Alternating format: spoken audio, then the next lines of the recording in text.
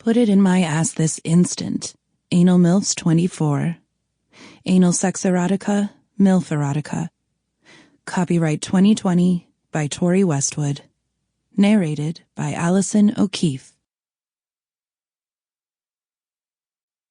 Put it in my ass this instant.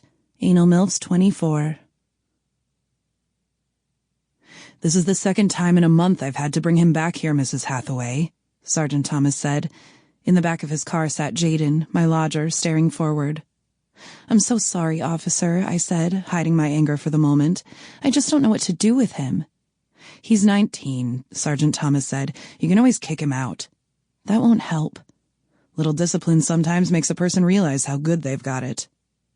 I stood at the front door in my dressing gown and stared at the side of Jayden's face, wondering what punishment fitted him best. We caught him in a side alley at the window of the women's changing rooms.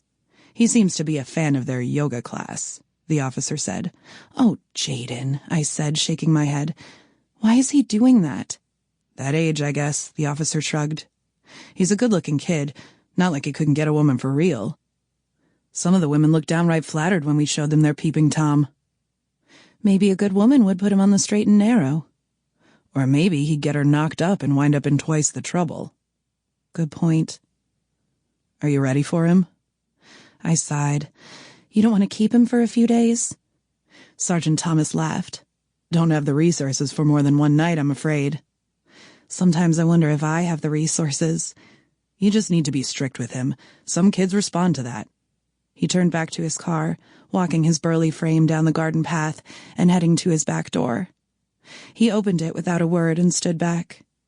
Jayden stepped out, his head down.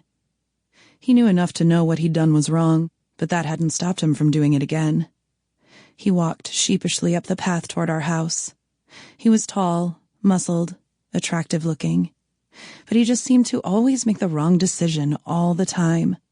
At 19, he was about to enter the adult world, but he was grossly underprepared. Inside, now, I said, pointing.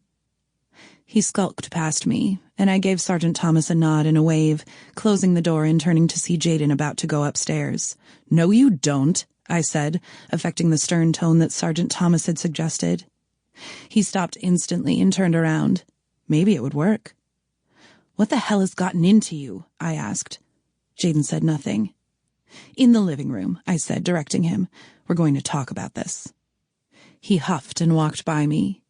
Despite a night in the cells, he still looked and smelled amazing.